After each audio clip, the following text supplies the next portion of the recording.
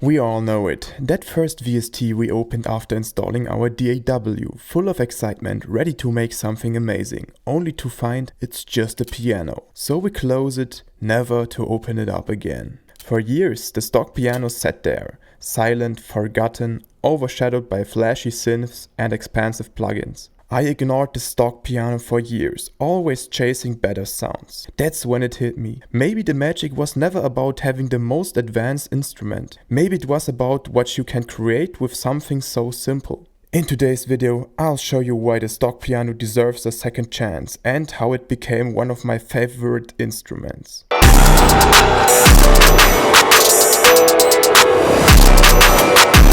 I started by laying down some chords to build a foundation and decided to use the Studio Grand, which has a realistic tone and more natural sustain and reverb than some of Logic's other piano options. The Studio Grand setting also allows you to adjust different parameters to your liking. For example, you can choose which microphones were used to record the piano. This makes sense considering that this VST is based on real piano recordings. To be precise, it's a sample-based software instrument that accurately reproduces the sound and characteristics of real pianos. I activated all microphone options and adjusted their levels to my liking. You can also tweak parameters like pedal and key noise, which is super helpful for achieving a more realistic sound. Once I was happy with how the piano sounded after a bit of tweaking, I wanted to push it further into an ambient, slightly lo-fi direction. I started with an EQ, cutting most of the low end and some of the high end to strip the piano down to its essence.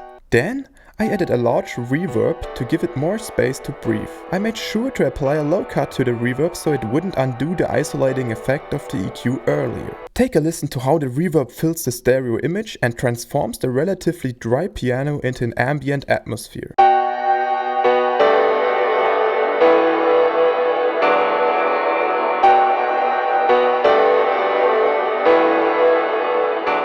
To finish the effect chain, I added OTT to push the harmonics of the piano even further. And that's it, just a few simple effects and the stock piano suddenly sounds beautiful and full of life. To make the piano fill out even more space, I duplicated the track and copied the MIDI pattern as well. On the second track, I added a spreader to make it sound wider, giving us a much larger stereo image without losing clarity. Listen to how much denser the piano section sounds with the second layer.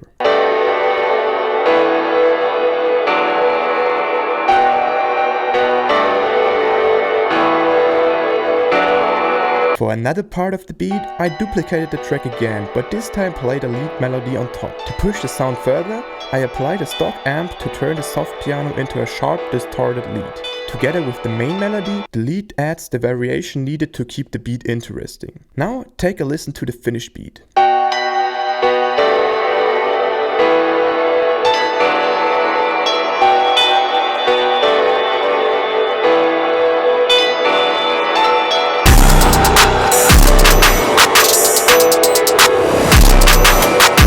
As you can hear, the piano is the only melodic instrument in the track, and despite its simplicity, it doesn't fail to deliver that ambient, atmospheric sound I wanted to express. In conclusion, even though the stock piano might not look impressive at first, it still gives us a solid foundation to work with. The ability to tweak so many realistic parameters while keeping the sound natural makes it a tool I'll definitely use again. What I really want you to take away from this video is how versatile the stock piano actually is. In my beat, I turned it into an ambient soundscape, but with a different effect chain, it could sound completely different. So go ahead, open your DAW and give your stock piano another chance. You might be surprised by how good it actually sounds. If you enjoyed this video, make sure to leave a like and subscribe to the channel. Thanks for watching and see you next time.